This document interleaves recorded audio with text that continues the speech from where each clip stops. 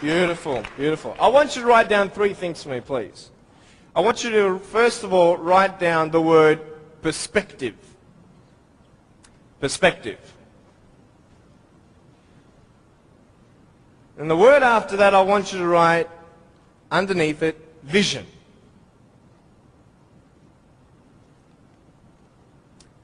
And then underneath that, I want you to put choices.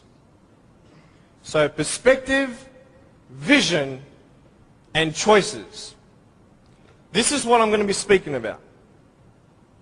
I'm going to be real with you and start from the beginning.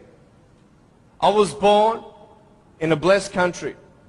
I was born to parents with the support I needed. You see, when I was born, it was such a tragedy. It was such a great shock to everybody. We had ultrasounds done when Mum was pregnant with me. I was her firstborn. And my mum made sure that we had the best doctors in Melbourne. My mum was a nurse and delivered hundreds of babies before I was born. She knew exactly what to do and what not to do in her first pregnancy.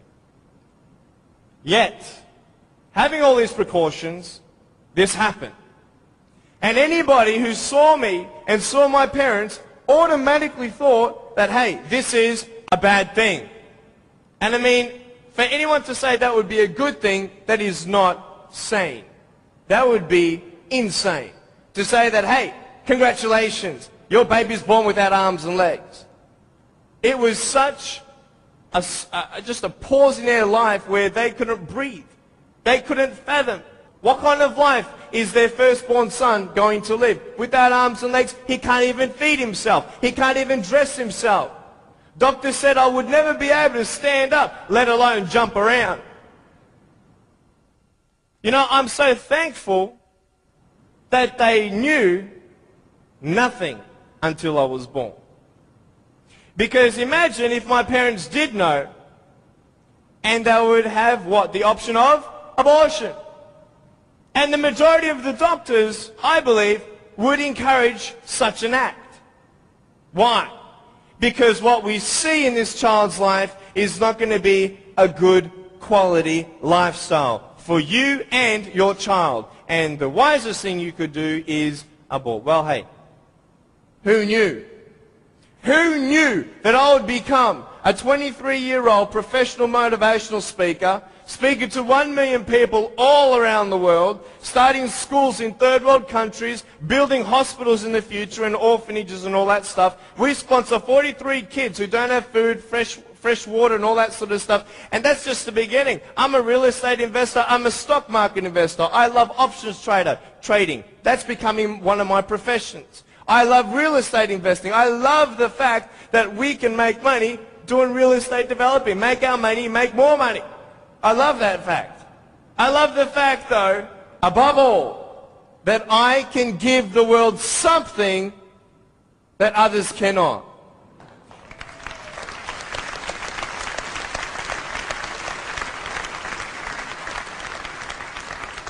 But before I tell you all that good stuff, let me tell you the more down times in my life. Obviously, it was difficult for my parents, but it was also difficult for me. When I went to school, a lot of kids teased me. A lot of kids put me down. It was very difficult at starters to find friends because everybody would look at me and think, well, maybe he also has a mental disability, and then people don't know how to approach me. But my parents encouraged me to just speak with people. And as I speak, a lot of people would say, well, hey, he's just like everybody else, just with a few parts missing. You know, I'm just like you. I've just gone out on the limb a couple more times than you have for my friends. But it's all good. But it was very difficult at times, and I had no one to tell me that everything's going to be okay the way I wanted it said. Because the way I wanted it said was, I wanted to be able to believe someone when they said, Nick, it's okay. Everything's going to be okay. The problem is, if anyone did say that, even my parents at times, I would say, how do you know?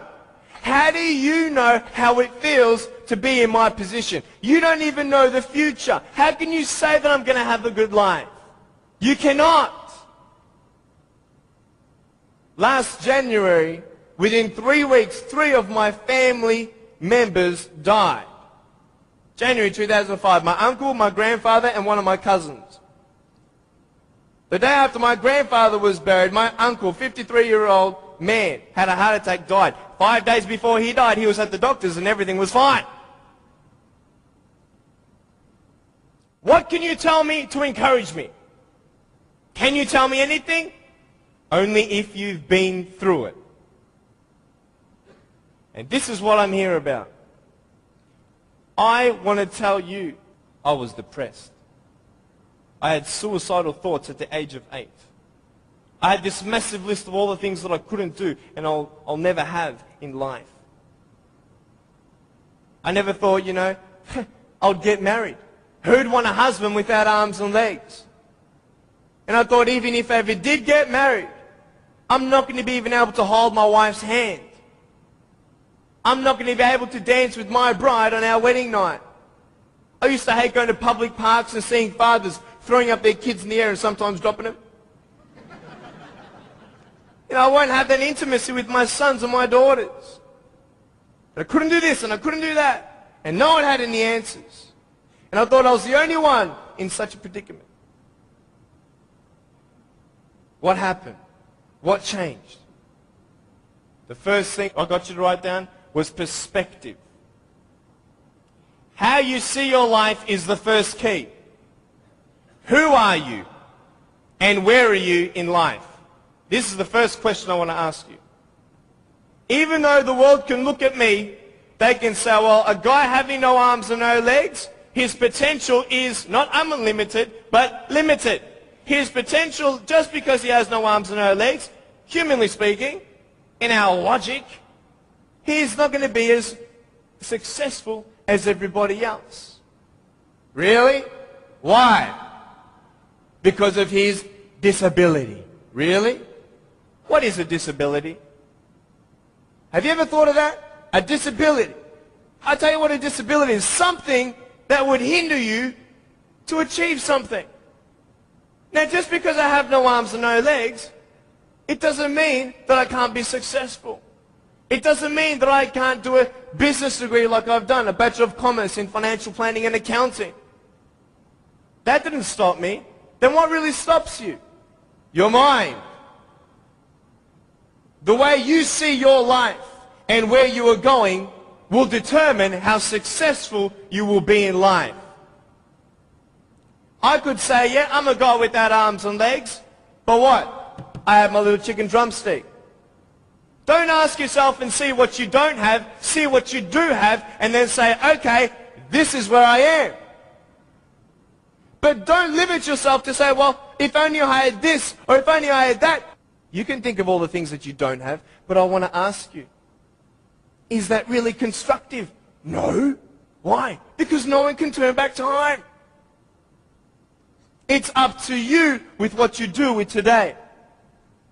Your priorities, your daily agenda will determine how successful you are.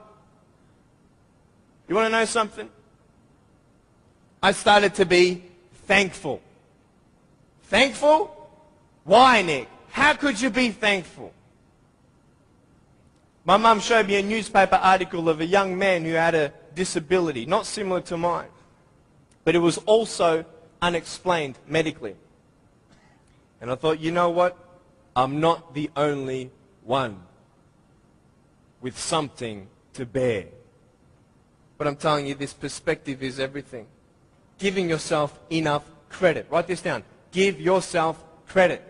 Even if the whole world told me that, Nick, you have no arms and no legs, you're not good enough, you're not going to reach your fullest potential, and even if you do, it's not going to be compared to anybody else's potential because you have no arms and no legs. Even if the whole world has that discouragement on you or their view on you, you don't have to believe them.